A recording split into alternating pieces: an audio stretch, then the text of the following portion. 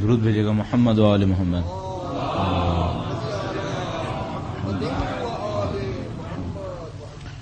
اعوذ باللہ من الشیطان الرجیم. بسم اللہ الرحمن الرحیم. الحمد للہ رب العالمین والصلاة والسلام علی سید الانبیاء والمرسلین حبیب الہ العالمین ابی القاسم محمد. اللہم صل علی محمد وعلى آلہ الطیبین الطاہرین سیما بقیۃ اللہ فی الارضین. قال اللہ تعالی فی کتابہ الکریم. بسم اللہ الرحمن الرحیم. ونريد أن نمن على الذين استضعفوا في الأرض ونجعلهم أئمة ونجعلهم الوارثين. درود بجے محمد وآل محمد.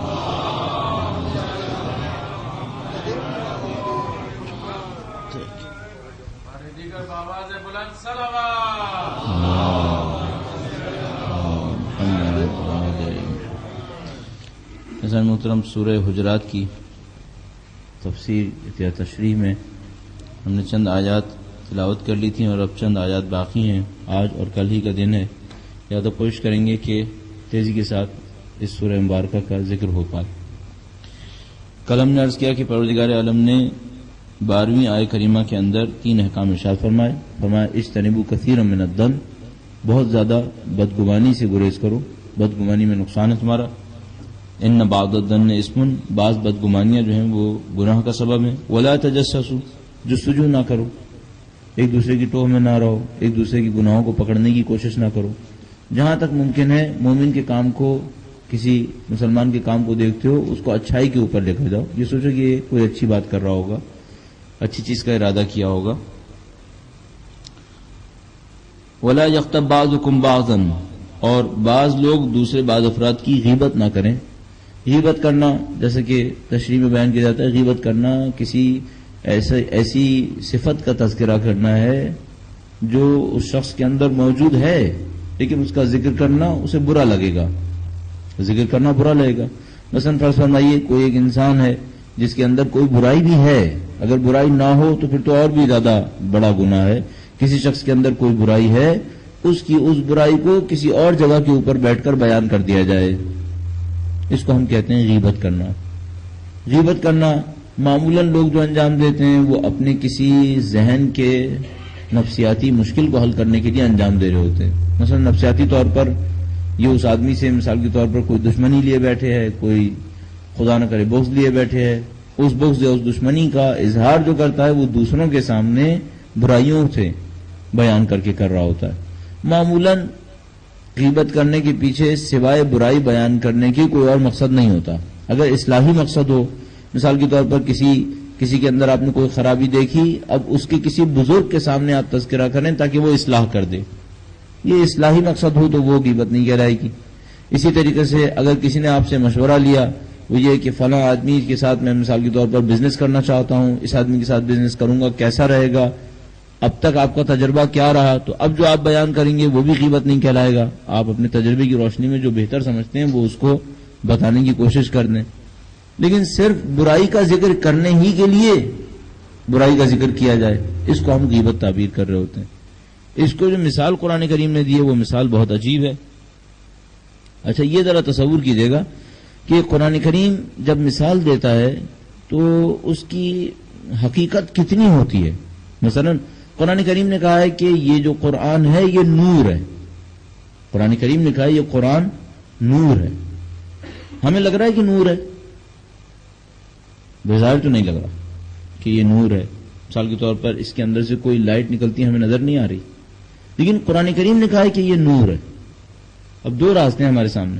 ایک راستہ تو ہم یہ کہیں کہ نور کا مطلب یہ ہے کہ گائیڈنس دے گا، جیسے لائٹ ہوتی ہے اور گائیڈنس دیتی ہے، گائیڈ کر دیتی ہے انسان کو، اس طرح یہ نور ہے یعنی یہ گائیڈ کرے گا. بعض لوگوں کا کہنا یہ ہے کہ نہیں، توجیہ کی ضرورت نہیں ہے، نور ہے ہمیں نظر نہیں آ رہا. زیادہ سے زیادہ یہ کہ نور ہے اور ہمیں نظر نہیں آ رہا. اچھا عجیب بات یہ کہ بعض لوگوں کا اس کا نور ہونا نظر آتا ہے، بعض لوگوں کو اس کا نور ہونا نظر آتا ہے. ایک آدمی کے واقعات میں اس طرح بیان کرتے ہیں، ایران میں ہوا کرتا تھا، کچھ عرصے پہلے اس کا انتقال ہوا ہے، کہ کہیں پر وہ نابینا تھا لیکن بہت اہل معنویت تھا. نابینا ہونے کے باوجود اس کے اندر بہرحال معنویت بہت زیادہ تھی، تو وہ قرآن کریم سے استخارہ دیکھا کرتا تھا، اور استخارہ اس کا بہت مشہور تھا اپنے علاقے کے اندر.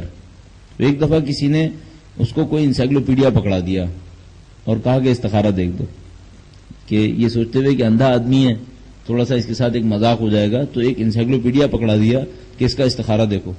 تو اس کے واقعات میں لکھا ہے، اس کے بہت سارے واقعات کمپائل ہوئے ہیں، تو اس میں لکھا ہے کہ اس نے ہاتھ میں پکڑتے ہی اس کو یوں گرا دیا کہ یہ نہیں ہے، یہ قرآن نہیں ہے. تو لوگوں نے کہا کہ تمہیں کیسے پتا چلا؟ تو کہنے لگا کہ کسی بھی پیج پر قرآن لکھ کے لاؤ، کسی بھی جگہ پر قرآن لکھ کے لاؤ. تو وہ قرآن کریم لکھ کر انہوں نے کتاب دی، اس کتاب کے اندر مثال کے طور پر 30 لائنیں تھیں، اس کے ایک لائن میں کہیں قرآن لکھا ہوا تھا، تو اس نے ہاتھ رکھ کے بتا دیا تھا کہ یہ قرآن ہے. اندھا تھا وہ، اندھا آدمی بھی درک کر سکتا تھا کہ اس قرآن کریم میں اتنے جگہ پر اس کتاب کے اندر قرآن کریم ہے. اچھا، اب اس کا مطلب ہے کچھ نورانیت ہے، لیکن کوئی ایسی نورانیت ہے جو بہرحال ہماری سمجھ میں نہیں آ رہی ہے، لیکن بہرحال کچھ ہے یہاں پر. اب قرآن کریم نے غیبت کے معاملے میں بڑی عجیب مثال دی ہے. کہا غیبت کا معاملہ ایسا ہے کہ کیا تمہیں یہ پسند آئے گا کہ تم اپنے بھائی کے لاشے سے گوشت کھاؤ؟ اب یہ مثال بہت عجیب مثال ہے. یعنی اگر عام طور پر بھی کوئی مثال یہ دے تو آدمی کہے گا کہ اتنی سخت مثال دینے کی کیا ضرورت ہے؟ اگر مثال ہی دینی ہے، اگر یہ حقیقت نہ بھی ہو، صرف مثال ہو، تو مثال دینے کے لیے خدا کو اتنی سخت مثال کیوں دینی پڑی؟ اس کا مطلب ہے غیبت کا معاملہ بہت خراب ہے. اس کا مطلب ہے غیبت کا جرم بہت زیادہ ہے کہ خدا نے متعال مثال بھی جو دے رہا ہے تو وہ اتنی سخت مثال دے رہا ہے کہ اس کو دیکھ کر انسان خود ہی تعجب کرے.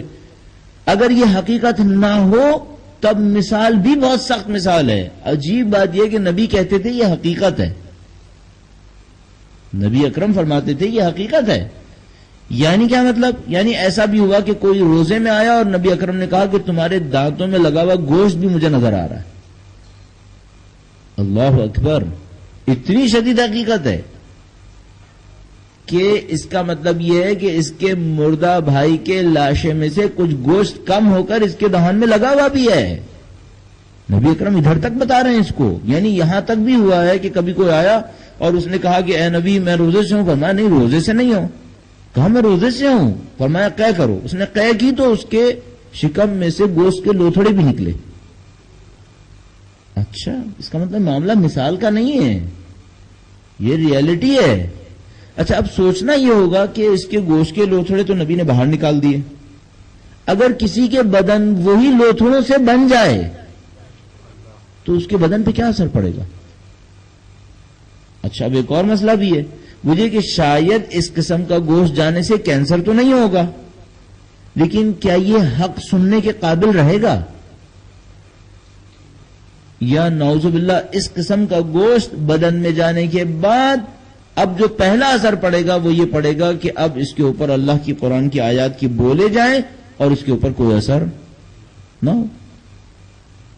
کم از کم حرام غذا کے معاملے میں طریقہ یہی ہے، حرام کے معاملے میں نتیجہ یہی ہے کہ روایات کے اندر لکھا ہے کہ جو حرام کھائے گا وہ حق سننے کے قابل نہیں رہے گا.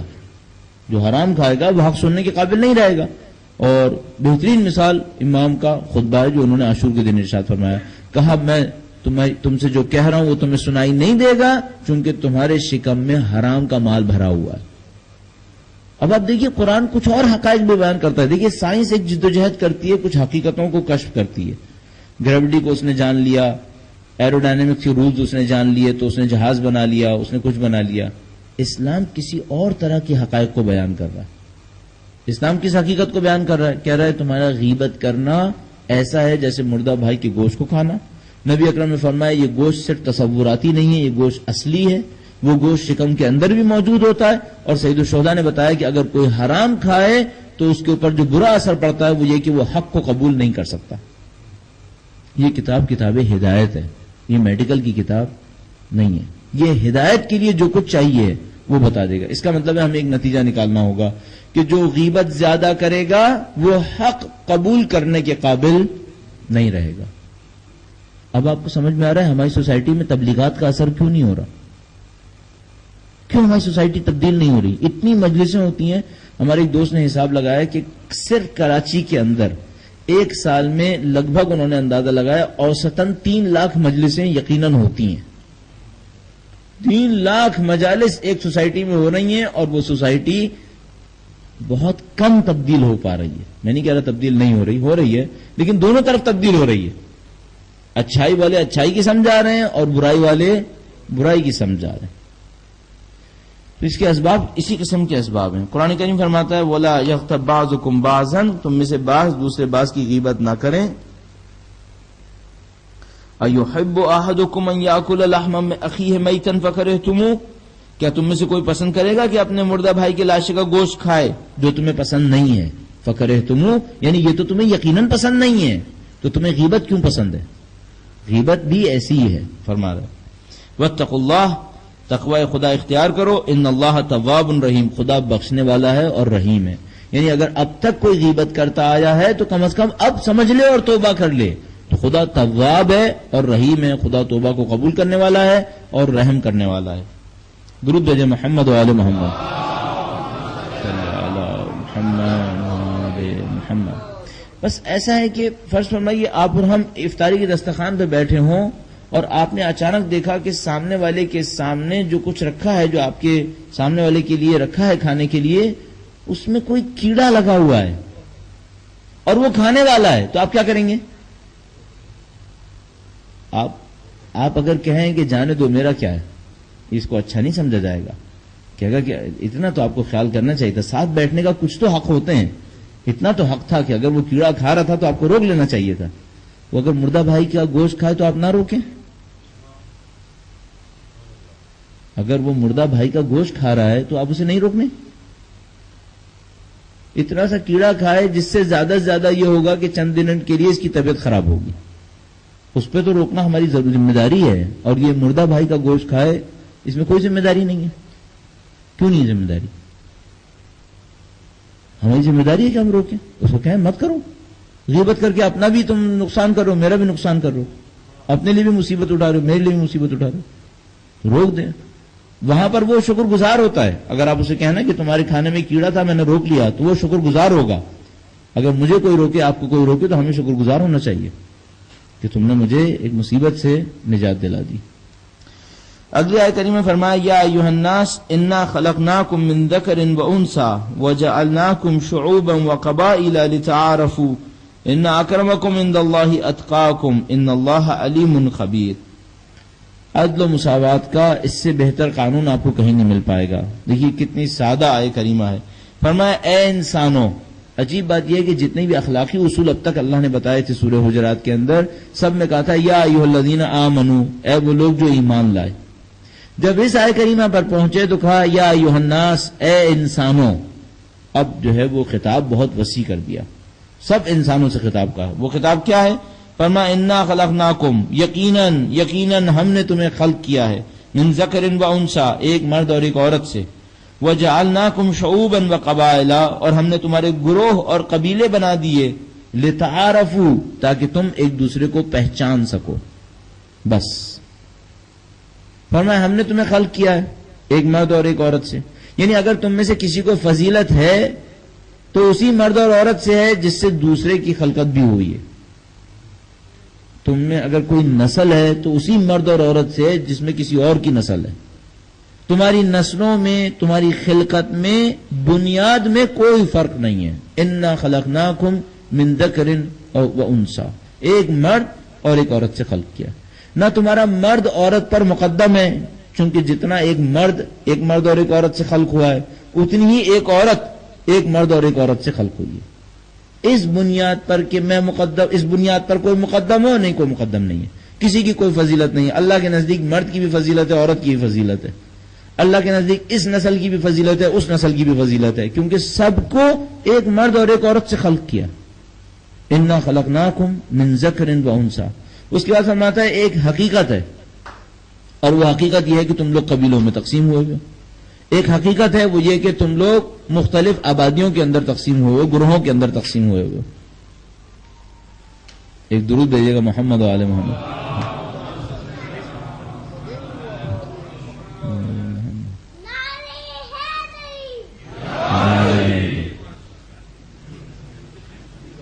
اس کی کوئی غلطی نہیں ہے، وہ جو کچھ کر رہا ہے بالکل صحیح کر رہا ہے.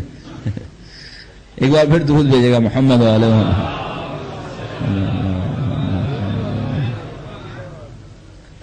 آپ نے دیکھا کہ اگر ایک بچہ ایک پلے گراؤنڈ میں ہو تب بھی ایسا ہی ہے، اور ایک اندر کسی جگہ پہ آ رہا ہے کیونکہ وہ نہیں سمجھ پا رہا تو وہ بھی ایسا ہی ہے.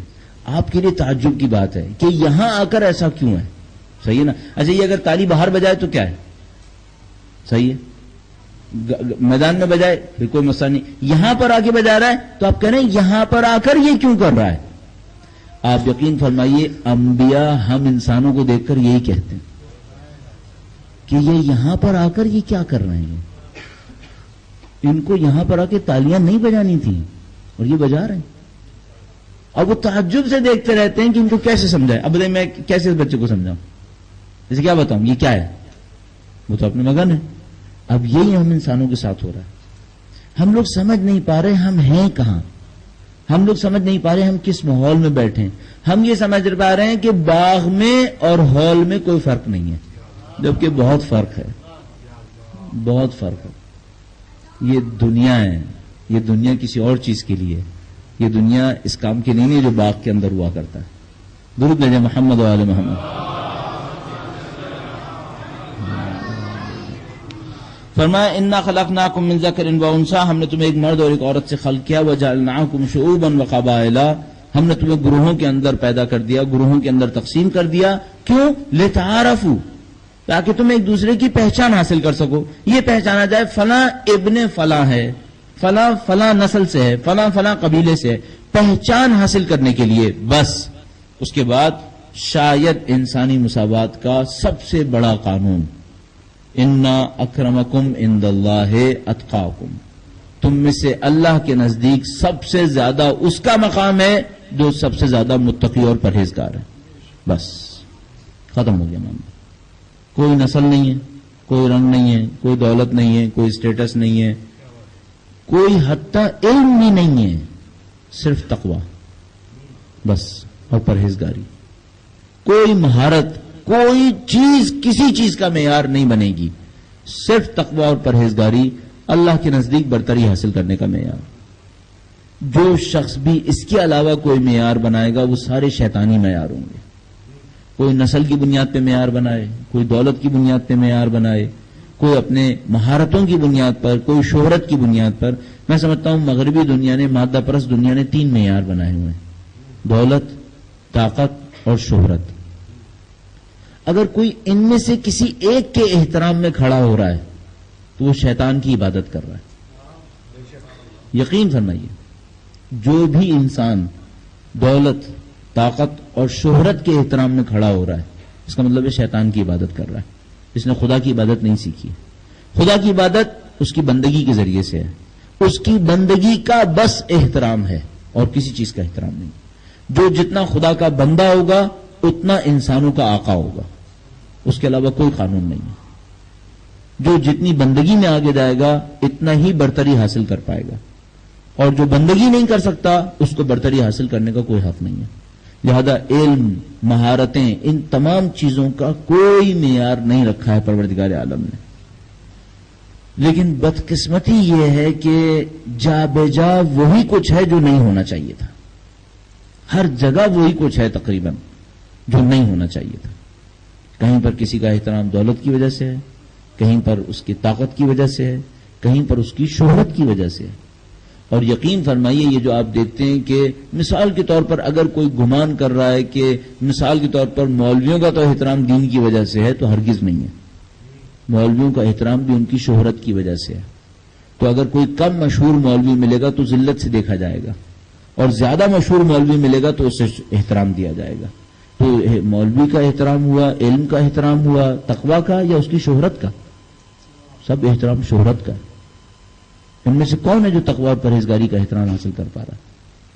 اپنے معیارات کے اوپر بہت غور کیجیے گا کہ ہمارے معیار کس قسم کے معیار ہیں. میں نہیں کہہ رہا انسانوں کے ساتھ تکبر سے پیش آیا جائے، انسانوں کے ساتھ اہانت کی جائے، وہ ایک اور گناہ ہے. لیکن کوئی غلط بنیاد پر احترام کرے یہ بہت بڑا گناہ ہے. یعنی ہمارے پاس یہاں تک روایت موجود ہے. اب یہ روایت ذرا سی سنگین روایت ہے. وہ یہ ہے کہ اگر کوئی یہ چاہے کہ اس کے لباس کی وجہ سے اس کا احترام ہو تو اسے اس کے لباس سمیت جہنم میں ڈال دیا جائے گا.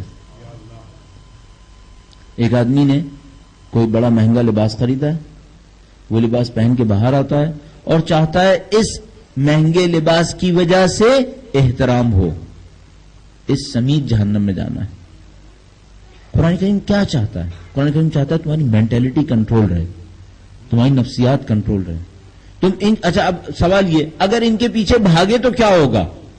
دنیا دیکھ رہے ہیں آپ, پھر یہ دولت کے پجاریوں کی عادتیں آپ دیکھ رہے ہیں. یہ قتل کریں گے, یہ ایک دوسرے کی گردنیں کاٹیں گے, یہ ایک دوسرے کو دھوکہ دیں گے. کیوں دھوکہ دے رہے ہیں سارے کے سارے؟ ان سب کو یہ پتا چلا ہے کہ جتنی دولت زیادہ ہوگی اتنا زیادہ احترام ہوگا. اب ہماری سوسائٹی کے اندر ایک عجیب کانٹرڈکشن ہے. کانٹرڈکشن یہ ہے کہ ایک طرف سے کہہ رہے ہیں چوری نہ ہو, قتل نہ ہو, برے افعال انجام نہ پائیں, اور دوسری طرف سے احترام دولت کا ہو رہا ہے. جب آپ ایک طرف سے احترام دولت کا کر رہے ہیں تو دولت کی خواہش کو تو آپ خود ایجاد کر رہے ہیں, دولت کی دوڑ کو تو آپ خود ایجاد کر رہے ہیں. جب یہ ہو رہا ہے تو پھر تو قتل ہوں گے, پھر تو چوریاں ہوں گی, تو طبیعی سی بات ہے. یعنی آپ ایک بچے سے کہتے ہیں کہ میرا وہ بچہ میرا سب سے اچھا بچہ ہے کہ جو سب سے زیادہ دولت کمائے گا.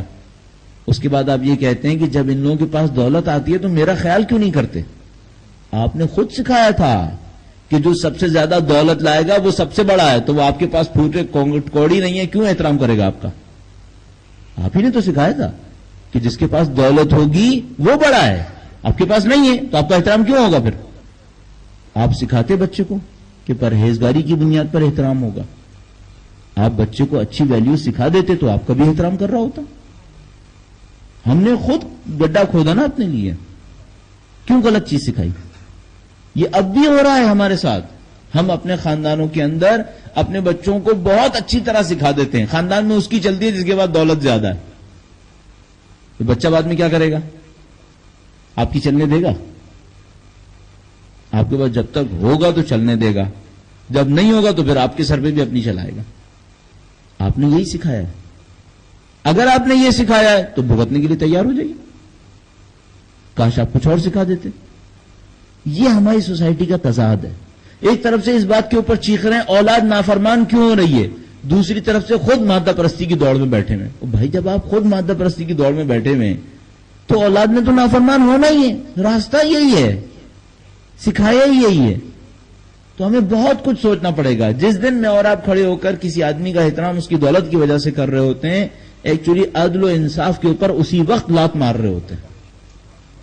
اور ایک اور عجیب تضاد بھی ہے ہمارے اندر. ابھی میں آپ کے سامنے کہوں گا کہ خدا ہمارے امام کے ظہور میں تعجیل کرے, اور وہ امام تشریف لائیں گے تو عدل و انصاف کریں گے, اور میں خود ایک ظالم کا احترام کرنے کھڑا ہو جاتا ہوں. کیا فائدہ ہوا مجھے دعا کرنے کا؟ امام تشریف لائیں گے, ظلم کا خاتمہ کریں گے, اور ابھی یہاں میں آپ کو اطلاع دوں کہ پاکستان کا کوئی نامی گرامی ظالم آ رہا ہے تو آپ اس کے احترام میں کھڑے ہو جائیں گے. یہ تضاد نہیں ہے کیا؟ آپ ہی تو کہہ رہے تھے کہ وہ آئیں تو عدل و انصاف نافذ ہوگا. وہ عدل و انصاف نافذ کریں گے تو ظالم کا مقابلہ کریں گے, تو پھر آپ ظالم کا احترام کیوں کر رہے ہیں؟ آپ ظالم کا احترام نعوذ باللہ اگر کریں گے تو اپنے دنیا کی خاطر کریں گے, اور دین کی خاطر امام کے وجود کا انتظار بھی کریں گے. یہ تعارض ہے, اس کو ہم سمجھ نہیں پا رہے. جب یہ حل ہونا شروع ہوگا تب معاشرے کے اندر اصلاح شروع ہو جائے گی. یقین فرمائیے آپ اور ہم جو یہاں اتنے لوگ بیٹھے ہوئے ہیں, اگر اتنے ہی لوگ یہ طے کر لیں کہ ہم تقویٰ کے علاوہ کسی چیز کو اہمیت نہیں دیں گے, آپ خود ایک موومنٹ ہیں, آپ خود معاشرے میں ایک تحریک ہے. اصل میرے لیے بہت کلیئر ہے, اگر مجھے معاشرے کی بہتری کی طرف لے کر جانا ہے, آپ نے معاشرے کی بہتری کی طرف لے کے جانا ہے, تو زندگی میں ایک کام کرنا شروع کر دیجئے, وہ یہ کہ مادی معیار کا احترام ختم کر دیں. ذرا سا کام کرنا ہے, مادی معیار کا احترام ختم کر دیں. دیکھیے ایک مثال آپ کو دیتا ہوں. ایک بادشاہ نے, کیونکہ ہمارے پاس وقت بہت کم ہوتا ہے, بہت تیزی سے کام کرنا ہوتا ہے, ایک بادشاہ نے ایک مدرسہ بنوایا, بڑا عظیم الشان مدرسہ, بلڈنگ اس کی بڑی زبردست, بڑے نامی گرامی عالم کو اس نے لا کے رکھ دیا, کہا مولانا صاحب انہیں پڑھائیے. جیسے ہمارے یہاں کے کچھ جاگیردار یہی شوق فرماتے ہیں, مدرسے بناتے ہیں, عالم کو لاتے ہیں اور کہتے ہیں مولانا صاحب مدرسہ چلائیے. اچھا یہ کوئی دینی جذبے کے تحت کم ہوتا ہے, یہ بھی ایک قسم کا شوق ہو گیا ہے کہ بھئی یہ بھی ایک بہرحال کام ہے.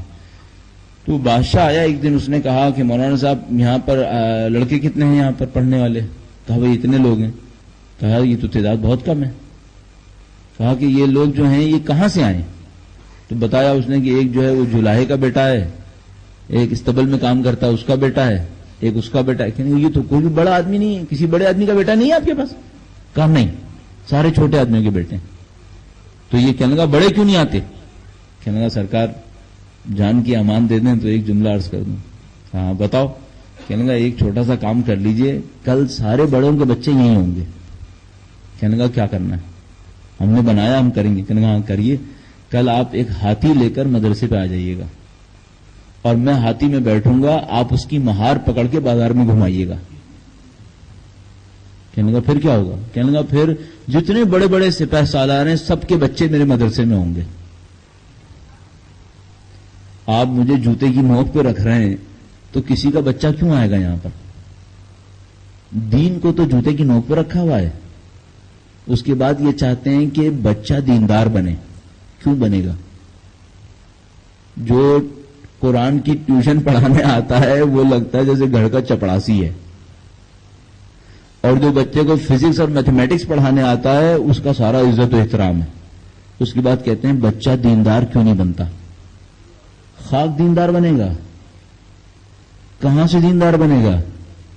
پہلے دین کو احترام تو دے کے دکھاؤ, پھر وہ دیندار بنے گا. جب وہی نہیں دیں گے آپ تو پھر دیندار کہاں بننا ہے اس میں؟ یہ تمام باتیں سوچیے گا. دیکھیے معاشرہ تبدیل کرنا مشکل کام نہیں ہے, اپنے آپ کو تبدیل کرنا بہت مشکل کام ہے. ساری مشکل اپنے آپ کو تبدیل کرنے میں. فرمایا ان اکرمکم عند اللہ اتقاکم, تم میں سب سے زیادہ اللہ کے نزدیک مقام اس کا ہے جو سب سے زیادہ متقی اور پرہیزگار ہے. ان اللہ علیم خبیر, خدا تو سب جاننے والا ہے. خدا کے سامنے تو کوئی چیز مخفی نہیں ہے, وہ سب کو پہچاننے والا ہے. اس کے بعد اگلی آیت کریمہ کے اندر ارشاد فرمایا, ایک دفعہ درود بھیجے گا محمد و آل محمد.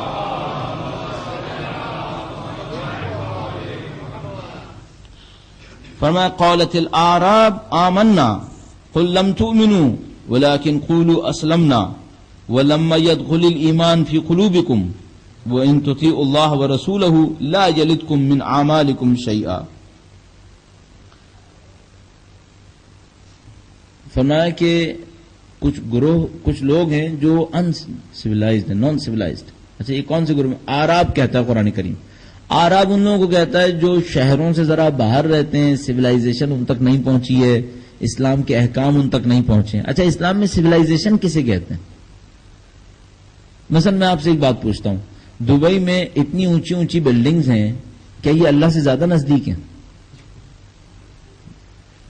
ظاہر ہے. کون احمق ایسی بات کہے گا؟ پھر تو نیو یارک سب سے زیادہ نزدیک ہے فی الحال, سمجھاؤں بلڈنگز اور زیادہ اونچی ہیں. اچھا اگر روڈز زیادہ چوڑی ہوں تو وہ قوم زیادہ سویلائزڈ ہوتی ہے کیا؟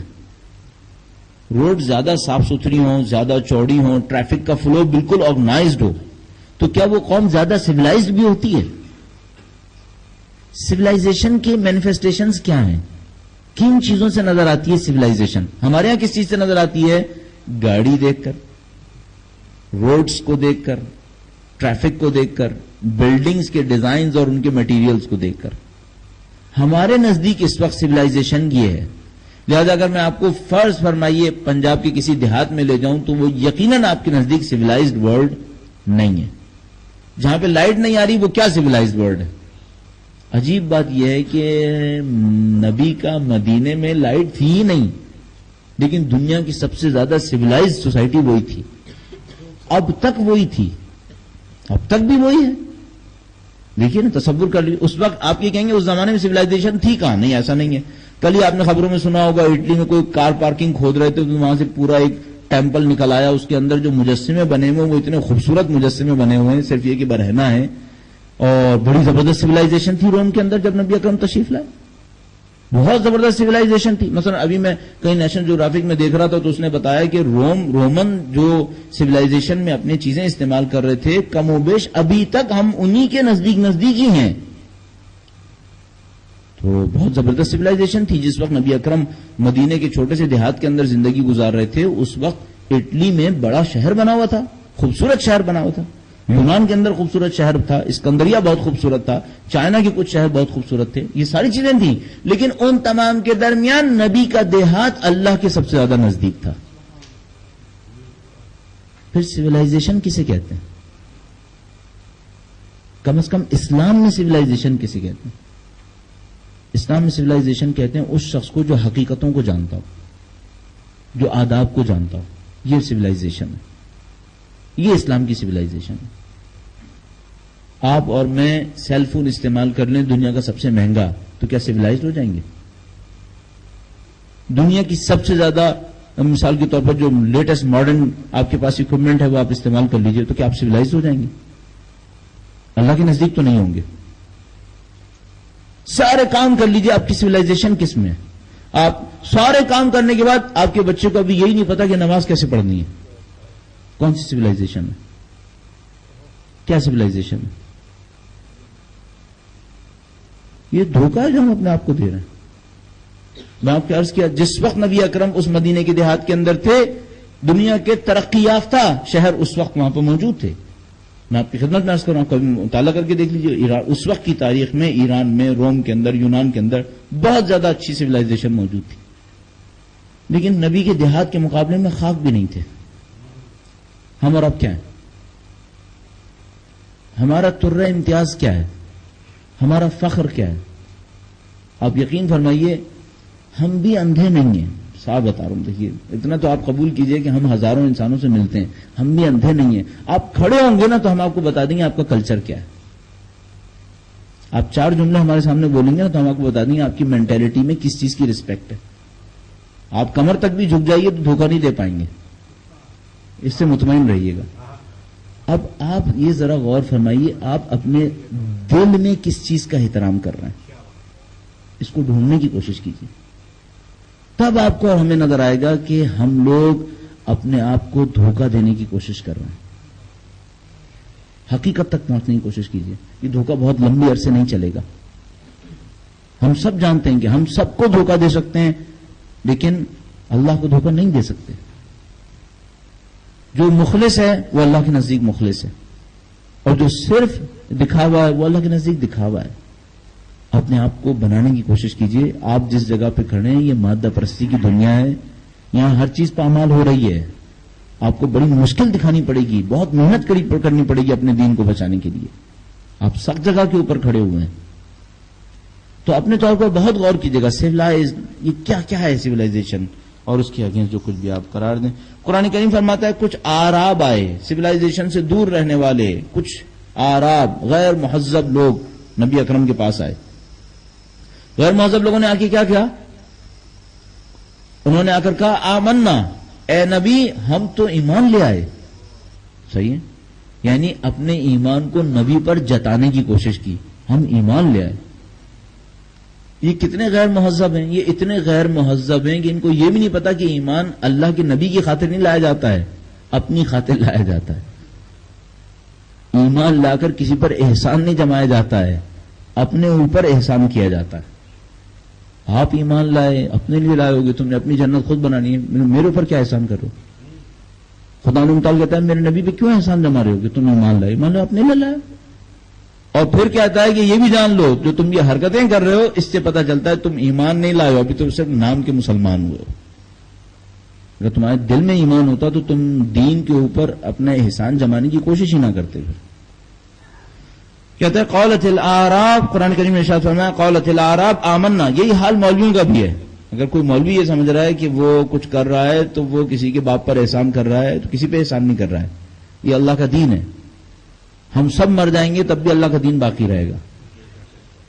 جتنے تبلیغ کرنے والے ہیں سب کے سب ایک جھٹکے میں مارے گئے کسی جگہ پر، تب بھی اللہ کا دین رہے گا۔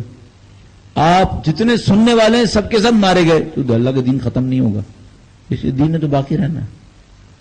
قالت الاعراب آمنا، اعراب نے کہا ہم ایمان لائے۔ قل لم تؤمنوا ولكن قولوا اسلمنا ولما يدخل الايمان في قلوبكم، ان سے کہو لم تؤمنوا، تم لوگ ایمان نہیں لائے ہو، تم صرف اسلام لائے ہو، اور ابھی ایمان تمہارے دلوں کے اندر داخل نہیں ہوا ہے۔ کہہ رہے یہ تم جو احسان جما رہے ہو یہ اس بات کی نشانی ہے تمہارے پاس ایمان نہیں ہے۔ ایمان ہوتا تو تم خدا کے شکر گزار ہوتے۔ کبھی کبھی سوچئے گا، کبھی کبھی ہم دین کی خاطر کوئی چھوٹا سا کام کرتے ہیں تو ہماری ذہنیت پھر کیا ہوتی ہے. کبھی کبھی ہم یوں کہتے ہیں وہ جو فلاں امام بارگاہ نا یہ لا کر ہم ہی لوگ چلا رہے ہیں. کامن سینٹینس پاکستان کے اندر جس کو سنتے ہی بعض اوقات مجھے آگ لگنے لگتی ہے، میرے اشرے میں کون پڑھے گا؟ تو میں کہتا ہوں تمہارے باپ کا اشرہ نہیں، امام حسین کا اشرہ ہے. تو کہتے میرے اشرے میں، میری مجلس میں. کون ہوتے کہنے والے میری مجلس ہے میرا اشرہ؟ کسی کی مجلس نہیں ہے بھائی. یہ سید الشہداء کا ذکر ہے، جو کرے گا وہ فضیلت پائے گا. لیکن جو سمجھ رہا ہے یہ میری مجلس ہے، میرا اشرہ ہے، پھر تو معاملے خراب ہو گیا. پھر تو آپ کہیں گے نہیں بھائی یہ غیر عمدی طور پر ان کے منہ سے ایسا نکل جاتا ہے، کاش ایسا ہی ہوتا تو معاملہ ختم تھا، پھر تو کوئی مسئلہ نہیں تھا. لفظ کی بحث میں ہم نہیں پڑھنا چاہیے. لیکن مسئلہ مینٹالٹی کا ہے. مینٹالٹی یہ رہ گئی ہے یہ میرا اشرہ ہے، میں کرتا ہوں. یہ غلط کام ہے. کوئی بھی یہاں پر کرتا ہے وہ دین کی خدمت کرنے کی کوشش کر رہا ہے، اپنی خاطر کر رہا ہے. اس کو پتا ہے اگر میں دین کی خدمت نہیں کروں گا میرا نقصان ہے، دین کی خدمت کروں گا میرا فائدہ ہے. اب اس کے بعد احسان جمائے گا تو قرآن کریم فرماتا ہے جو تم احسان جما رہے ہو اس کا مطلب یہ کہ ایمان تمہارے دلوں میں داخل نہیں ہوا.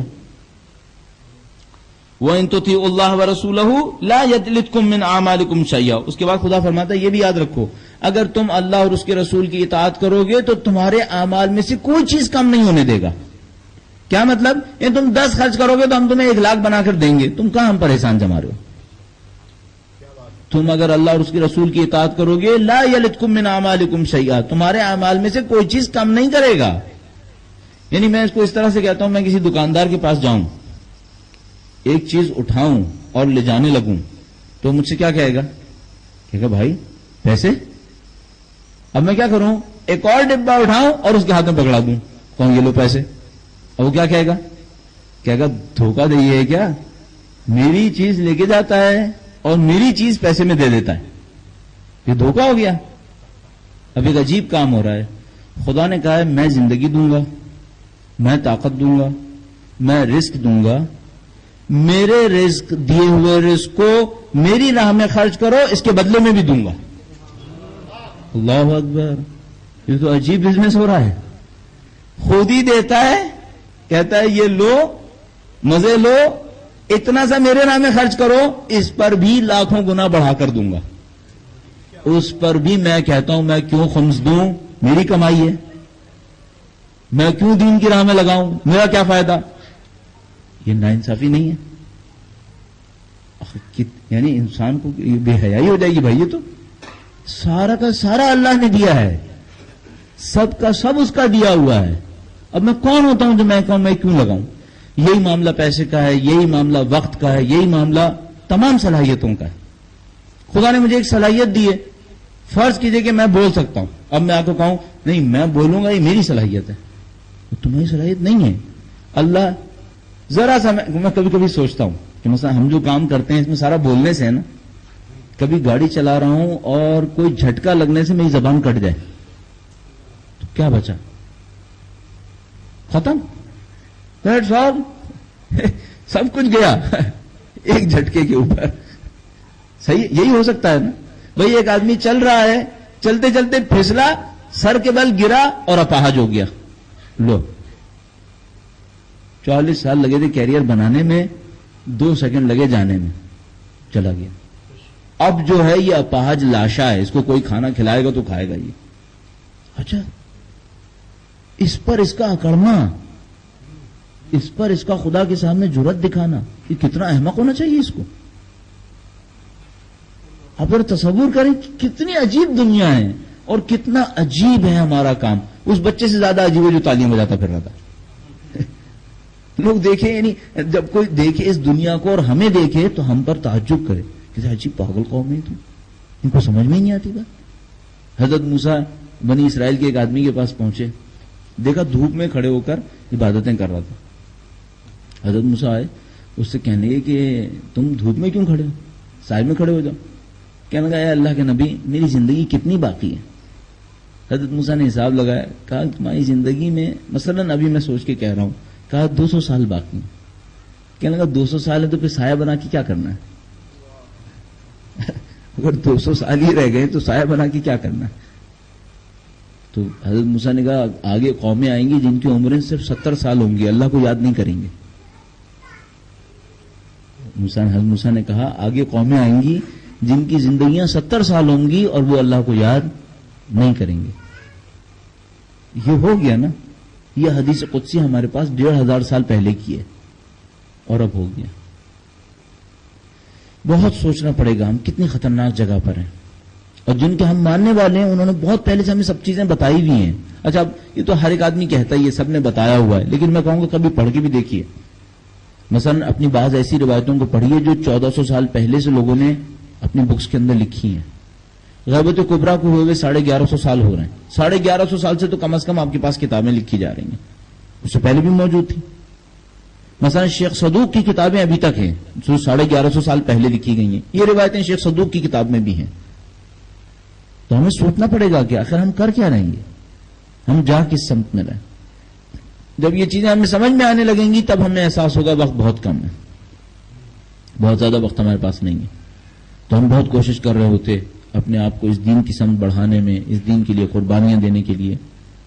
اور عجیب بات یہ ہے کہ ہمارا سارا محور، اصل میں تو جتنا غور کرتا ہوں میں سوچتا ہوں شیعہ کے پاس ہے کیا، اس کے اوپر بھی بات کریں گے.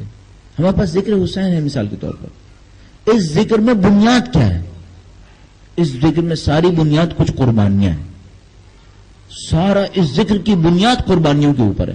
یعنی اگر اس ذکر میں قربانیاں نہ ہوتی تو شاید اس ذکر میں اتنی حساسیت نہ ہوتی. آج اس ذکر کے اندر حساسیت ہے، آج اس ذکر کے اندر یہ طاقت ہے کہ یہ انسانوں کو رلا سکتا ہے. آج ذکر کے اندر یہ طاقت ہے. تو ہمیں سوچنا پڑے گا اس ذکر کے اندر کیا چیز ہے. اس ذکر کے اندر کچھ مناظر ہیں. کربلا ہے کیا؟ کربلا چند مناظر کا نام ہے، چند روایتوں سے آ جانے والے، ہماری آنکھوں کے سامنے آنے والے مناظر ہیں. ان مناظر سے ہم نے امام حسین اور ان کے اصحاب کے مقام کو سمجھنے کی کوشش کی، اور وہ مناظر عجیب و غریب مناظر ہیں. مثال کے طور پر کہیں آپ کو نظر آ رہا ہے کہ ایک بوڑھا باپ اپنے جوان بیٹے کو الوداع کر رہا ہے اور اس موقع پر کیا کہہ رہا ہے اور کیا سن رہا ہے. تو یہ منظر ہماری آنکھوں کے سامنے عجیب آ گیا. ہم نے کہا یہ منظر عجیب منظر ہے.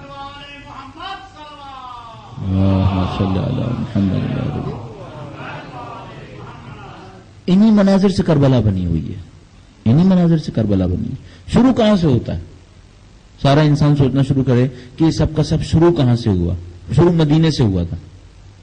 سید الشہداء کو ایک مدینے کے حاکم نے بلایا، کہا ہم بیعت لینا چاہتے ہیں. امام نے فرمایا مثلی لا یبایع مثلہ، میرا جیسا شخص اس جیسے شخص کی بیعت نہیں کرے گا. رجب میں یہ بات کہی، محرم تک کہتے رہے، 10 محرم کو شہادت ہوگی. اس کے بعد فرمایا، اس کے بعد الوداع کرنے کے لیے گئے. کہتے ہیں نبی اکرم کے روضے کے اوپر پہنچے. صحیح روایات کے اندر لکھا ہے نبی اکرم کے روضے کے اوپر پہنچے، اس روضے کے اوپر تھوڑی دیر کے لیے روتے روتے سو گئے. خواب میں نبی اکرم کو دیکھا. اب انسان یہ سوچتا ہے سید الشہداء کی عمر اس وقت لگ بھگ 60 سال ہے، لیکن سید الشہداء نے جو جملہ نبی اکرم سے کہا ہے وہ ایسا ہے جیسے کوئی بچپنے میں اپنے نانا سے بات کر رہا ہے. جملہ عجیب و غریب جملہ. یوں لگا جیسے امام حسین کو یاد آ گیا کہ میرے نانا میرے سامنے آ گئے. جیسے ہی نبی اکرم کو دیکھا کہا نانا آپ کی امت نے مجھے بہت تنگ کیا ہے، کیا میں آپ کے ساتھ قبر میں چلا جاؤں؟ یہ جملہ بڑا عجیب جملہ ہے. 60 سال کی عمر کے نزدیک شخص سے بعید ہے. یہ کیوں یہ جملہ کہا ہے؟ حسین کے لیے نانا ابھی بھی نانا ہے، نانا کے لیے حسین ابھی بھی نواسا ہی ہے، بچپنا ہی ہے. کہا بیٹا حسین تمہیں قربانی دو گے، اس قربانی سے تمہیں مقام ملے گا، اس مقام کے لیے یہ قربانی بہت ضروری ہے. سید الشہداء نے کہا میں راضی ہوں، میں قربانی دوں گا. اس کے بعد روایتوں کے اندر لکھا یہ ایک دفعہ الوداع کرنے گئے، پھر صبح کو پھر دوبارہ الوداع کرنے گئے. نبی اکرم کے روضے پر گئے، الوداع کر کے باہر آئے. دیکھنے والوں نے اس طرح سے بیان کیا کہ جب سید الشہداء داخل ہو رہے تھے تو بہت مضبوط ارادہ جھلک رہا تھا ان کے لہجے میں. ان کے قدموں میں بڑا عجیب و غریب تھماؤ تھا، بہت وقار کے ساتھ ٹھہرے ٹھہرے قدموں کے ساتھ بڑھ رہے تھے. رسول خدا کے روضے کی طرف گئے اور اس کے بعد آئے تو بڑے پر اعتماد بہت مضبوط لہجے میں واپس آئے.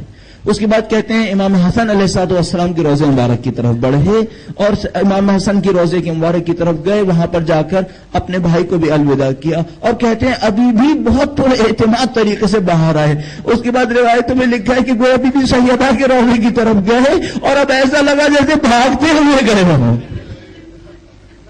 کچھ روایتوں نے اس کو تشبیہ اس طرح دی ہے، ایسا لگا جیسے کوئی بچہ اپنی ماں کی گود میں جا کے بیٹھ جاتا ہے. کہا ایسے لپک کے گئے بی بی سیدہ کی طرف.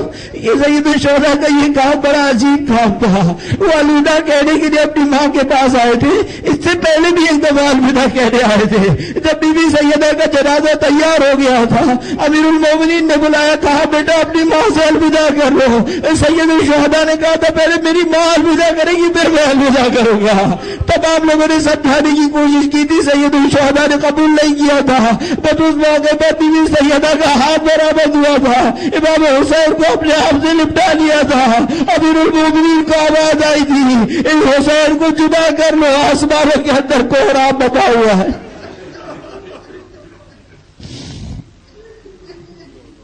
سيعلم الذين ظلموا أي منقلب ينقلبون.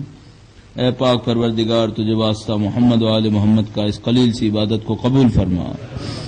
اے پاک پروردگار ان کی نورانیت سے ہمارے قلوب کو منور فرما.